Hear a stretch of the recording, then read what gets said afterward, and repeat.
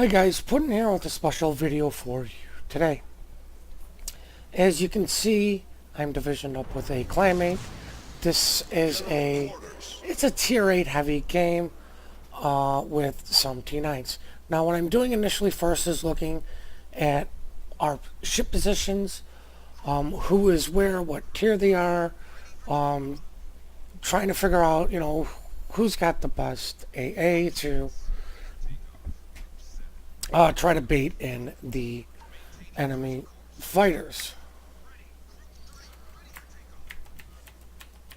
But of course, with this latest patch, I just can't seem to select all of my planes, so at least you guys can see what I'm doing with them. Now, I know you see the ship icon and you guys can hear the clicking, but I'm really selecting my planes, not the ship. I'm just having my carrier move to the south, considering my clanmate called for B and C, and most people seem to oblige it. Now what I'm doing is I'm keeping one fighter on me. I've been CV sniped a little bit too often late, especially when it's a little bit of a heavy I would say AA game. The opponents I'm facing just seem that they need to get rid of me because they can't do anything. While even if this was a tier 10 game, there's something you can do that is more invulnerable or something that will benefit your team immensely, is keep DD spotted. Just spotting ships, keeping things spotted, helps your team out so much. Now, I sent my bombers to B. I'm trying to find the enemy DD or whatever is camping, and I'm looking in the usual areas. I see this battleship and I think he's alone, and unfortunately I get too close to Atlanta and I'm pretty much going to lose a full bomber squadron. One's going to survive, but that's heavy losses. I see the enemy Mogami there. Didn't want to go after him. The Atlanta's defensive AA fire, I believe, is on a cooldown, which is another reason why I knew something was shooting my planes down. Is that had very large drop plume. Like I said, I apologize. Unfortunately, for some reason, my replay, I cannot select my planes for you to see what is going on. But anybody who has played a carrier should know what I'm talking about. For those of you that don't, I am truly sorry. Now, I have failed in trying to keep a plane spotted. I'm going to lose all my torpedo planes to the combined AA because I did that relatively stupid. As you can see, they are all clumped up in one massive area, but two ships. I at the time thought that he was far enough away from everybody, but I was wrong. What I should have done instead was pull the torpedo planes back and try to keep the DD that snuck off to A spotted. Now at this point I haven't seen the gentleman's attack craft either, so what I'm trying to really keep a real active eye on what's going on in the minimap. Now as you can see, I did pull one of the fighters up top to try to get spots on the DD. That guy pulled both of his up there, and a 2-to-1 fight is not a fight I want to get involved in. Now I do believe I'm sending all my planes to our large clump of guys on B, just to see if this guy will try to pull his fighters in. I finally see this guy's attack craft. It's to the south. I'm not sure if he's coming after me or friendly. I'm probably just going to assume he's going after friendly. So I'm going to take my plane that I have on me and get it down to these guys. They are isolated, they are alone, it is only 2 ships. And it looks like the Rune is not running defensive AA fire. I do believe he's probably just running a Hydro with a fighter plane, which means that, you know, while the Rune has good AA, a lot of your firepower does come from that defensive AA fire. Now I'm sending my bombers up to the top to see if I can try to catch that sneaky DD. I don't remember what I'm doing with my torp planes, to be honest with you. But the other thing is, there is a Baltimore and a Missouri. Now, even if they are not spec AA, they are extremely powerful AA ships. But of course, speccing that with AA makes them even stronger. I'm gonna send the torp planes up top too. I want to get this gentleman spotted. But if you did notice, the bulk of the enemy team, with the exception of 2 ships, obviously the carrier's not capping, this AFK Amagi and this DD are at C, or at A. Everyone else is at C, and I'm suspecting the carrier is behind the fleet, moving with the fleet as he should. That is why I quickly turned around and started hightailing it to the north. Now, I kept one of my bombers over the carrier, or over the DD, just to help keep him spotted. Wasn't sure who was closer to him, and I do drop these guys a little bit far back, so all of them hit. And, you know, my thing is, this guy's not AFK. There's an awful lot of AA. The enemy team is all clumped up in one large sum. So, I'm not going to get very many attacks to where I can do a lot of damage. And I get 6 torpedo hits for no flooding. It would have been great to get flooding. This guy brings both his fighters up top. I'm bringing my fighters to try to catch his fighters. Now I am going to try to strafe the one fighter even with the Atlanta, because I just need to do something about his fighters, because, you know, they are doing he's doing a nice job of taking out my stuff. Unfortunately, I lose the one-on-one engagement, but luckily for me, my strafes did manage to somewhat work out, even though this guy has distinctively won the air battle. He's going to have more fighters than me because I've already lost...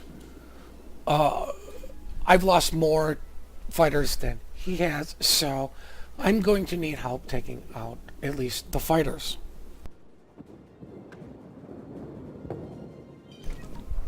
Now, all of my planes are cycling in. I'm asking for people to please kill this Atlanta, because this guy has just been doing an excellent job of decimating my planes. But if you look at the mini-map very closely, you can see the Baltimore is positioned right behind the island at G5.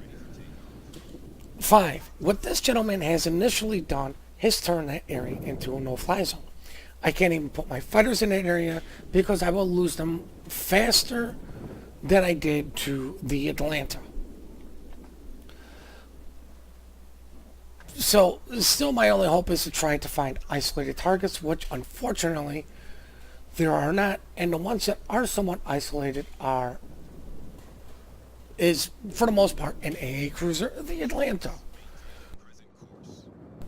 would not exactly be the best person to go try to torp and bomb. See this Atlanta, realize this guy's in a powerful position. I'm coming down, I see this Bismarck, and I notice that this gentleman is just a little bit off by himself. Now, I'm going to do my best to try to get a flood or something, just get anything on this guy so I can get some damage over time to potentially help out my team. Getting my dive bombers stacked up, or my torpedo planes stacked up as the enemy carrier gets spotted. The Bismarck kind of makes a little bit of the wrong turn, but I was being patient and trying to set up the drop properly. The gentleman should have turned, and he kind of did have the island that would have helped him out immensely. Now, I do believe his damage control is out, because you do see my lovely damage counter is not going up. German damage control doesn't last as long. So I'm going to bring in my dive bombers, hopefully get 1 or 2 fires. Would have liked to seen 2 fires, but 3 bomb hits and 1 fire. And that fire is going to burn for the full duration. Now, the other thing you've noticed is I kind of just put my fighters over, I believe, our friendly Azuma, and I've just ignored them. All their DTs are dead. Luckily, there were only 2. So, there's not too much for me to really spot. There is the nice AA group. I'm relatively close to the New Orleans or not the New Orleans, the North Carolina and the Amagi up there. But if you look down at the bottom, as you can see, I only have 4 fighters in reserve. I have 1 torpedo plane that's never going to make it anywhere. Now I'm bringing my fighters in to lock this gentleman up. Luckily for me, I avoided his 1 strafe. But as you can see, this guy's starting to lose his planes. I'm going to focus on the tor planes to try to get rid of his damage before I lock up the fighter plane, which I'm sure is really what he wanted to do, was lock me up to get that squadron off of the tor planes, so he could potentially get them in for a nice tight spread. Now, with only having 1 torpedo plane, it really would be absolutely pointless to put that plane up, because he's never going to make it through and drop it. The only thing I could potentially drop would be the Colorado, but as you can see, he's still within the AA bubble.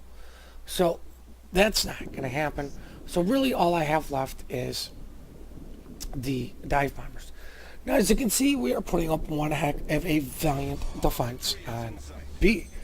But anybody paying attention closely to the minimap is going to notice our DD has successfully snuck around and is going to hit the C cap and get C cap.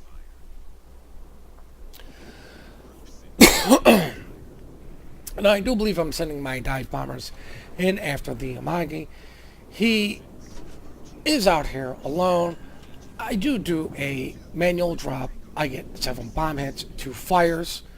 But your dive bombers still are RNG based, whether or not how many hit, whether or not you get the fires. And really what you want to do is get the fires with your dive bombers, and your torpedoes, you kind of want the big damage, but you're also looking for the flood. As you can see, I lost a squadron of fighters, so for the most part, I am out of planes. I waited too long to activate my defensive fire, but luckily for me, this guy's dropping relatively close to me. My fighter is ready to get up. And, with the help of the Zuma, was able to take them out. Now, if you do notice, the entirety of the enemy fleet but 2 ships are, of course, you're really not going to keep carrier spotted. As I move out in plain sight and spot it, are at B. But, of course, with the last known position, you can see the gentleman is moving with the fleet, so he is right behind them. Now, This is an extremely crucial part of the game. As you can see, because we've held the caps to so long, it's been a relatively equal fight as far as losing ships and doing damage. You can see the Missouri's low health, the Edinburgh bro is low health. I'm trying to send my planes in against the Missouri, but this is what I'm saying about, it's just too strong of an AA, even with all of the damage, well within the Baltimore's AA range. And for some reason, that squadron acted just beyond funny. But if you notice, we have the points lead. We are 200 points in the lead. Now, luckily for us, RDD is capping. I'm trying to do everything I can to keep what I have alive with my fighters, because there's really nothing else for me to do. Like I said, setting up the torp plane would just be suicidal and just giving up a plane for no reason. Which really what I would be doing is just whoever I decided to send it against, I would be giving them a plane experience. Now at the time, I'm trying to figure out what the hell our Amagi in the back is doing. I'm trying to bring my planes in to save the North Carolina, but of course, he is so close to the Missouri and Baltimore, it's just a very bad idea. I do believe I sent one of my fighters to do a strafe. Unfortunately, it missed. But this is what I'm saying. I think the crucial part of the game happened. Our DD capped C to keep us the point lead. It is 4v4 still. The enemy carrier at the point of somebody capping C should have sent every single plane he had to C to try to deal with the destroyer, at least keep him spotted.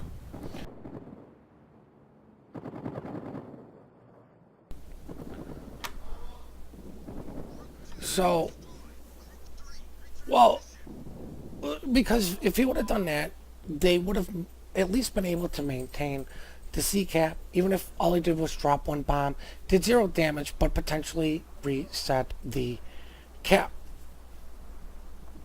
Now, I have just found this out. I knew you used to be able to do it, and I didn't know how to do it before. But you can obviously get in, for backup returns, first-person view in your carrier, because I have no planes. I have one torp plane, and that would just be, hey, here I am, or let me try to bait you guys into thinking I'm somewhere else. But that's really not going to work, because I was spotted twice. One cutting across and one cutting down. Any sane person would obviously not want to run north because of the nice chunk of land at A1, 2, and B1. You're going to want to run south. You're going to want to put distance. Now, our DD luckily gets onto the B caps and stops the enemy from gaining points. I let the team know I'm out of planes. And the other thing is, at this point, all we have to do, every single one of us, all we have to do is just run away. We don't have to engage. We don't have to fight. Just run away, stay undetected. Now, I don't know the detectability of the rune off the top of my head, but that guy is closing the distance to the enemy, which is the opposite of run away. Sorry for the puppy barking. But they don't have the time or the caps to overtake our lead. So, in essence, all this rune is doing is throwing his life away for no reason. But like I said, I don't know his detectability off the top of my head. So I don't know if he would have been able to run to safety. As you can see, we are down to 15 seconds. They can't get the lead. There's 4 ships. I'm the lone survivor, and this is the importance of running away when you have the lead, because you can get a solo warrior. Now for the post-battle results. Only 84,000 damage, no ships killed, but more importantly, I got another solo warrior. This is my third one. Did just okay on the team, but this video really is just about the the little things that you can do, even if you are bottom tier. There's always something you could do to help out your team. Now, I hope you guys really enjoyed this video. Please keep your replays coming in. We really do enjoy them. Remember, compliment good players, good teamwork. We're quick to report, slow to compliment. Please hit that like and subscribe button, and have yourselves one heck of a great day.